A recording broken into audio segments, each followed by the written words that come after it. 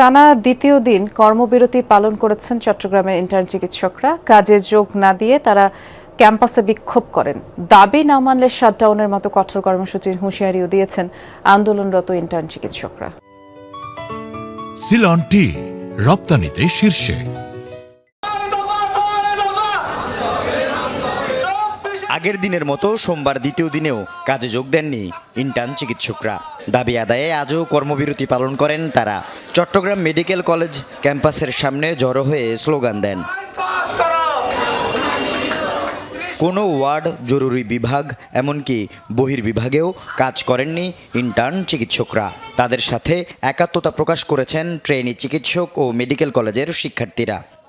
Patient যেগুলো ভর্তি থাকে ওগুলাকে আমরা ধরেন কয়েকবার ফলো আপ দেয়, ওগুলার যত বেডের কাজ থাকে ওদের যে কাজ থাকে ওদের ছুটি দেওয়া, ভর্তি করা, ওইসব জিনিস আমরা করতেছি না। তো ওখানে আমরা কাজ করছি না, তার মানে আমরা ওই সংশ্লিষ্ট ওয়ার্ডে প্রায় প্রত্যেকটা জায়গায় কাজ বন্ধ আছে। আমি সকালে ওয়ার্ডে গিয়েছিলাম, তো ওখানে রোগীদেরকে আসলে সেভাবে আমরা যেভাবে ট্রিটমেন্ট দিতাম বা আমরা যে ফলো আপ দিতাম সকালে, সেটা আসলে দেখা হচ্ছে না।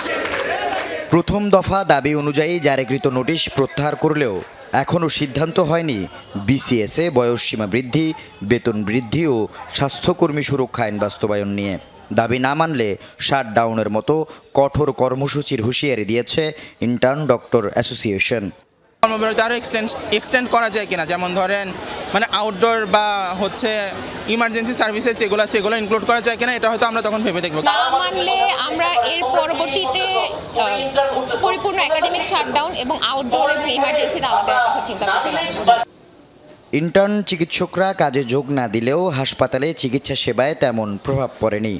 প্রতিদিন তো প্রতিদিন 10টার দিকেও আসে, তারপরে 4টার দিকে, মানে ওরা যখন সময় পায় তখন আসে। ডেলি 4বার 5বার করে মেডিসিন দিয়ে যায়। ওর হাম ছিল, জ্বর ছিল, সবগুলো দেখছে, মানে চিকিৎসা করাচ্ছে, ইঞ্জেকশন দিচ্ছে, ওষুধ দিচ্ছে। প্রতিদিন আসে, আজকে 2বার আসছে, আবার একটু পর আবার আসবে। আমাদের এখানে যে ট্রেনি ডক্টর আছে, প্রায় 1000 ট্রেনি ডক্টর আছে। আমাদের ট্রেনি ডক্টর প্লাস আমাদের যেগুলো সরকারি ডাক্তার আছে, তারা সবাই কিন্তু একসাথে অ্যাসোসিয়েট প্রফেসর থেকে শুরু করে প্রফেসর পর্যন্ত সবাই একসাথে কাজ করতেছে। আল আমিন শিকদার, যমুনা নিউজ, চট্টগ্রাম।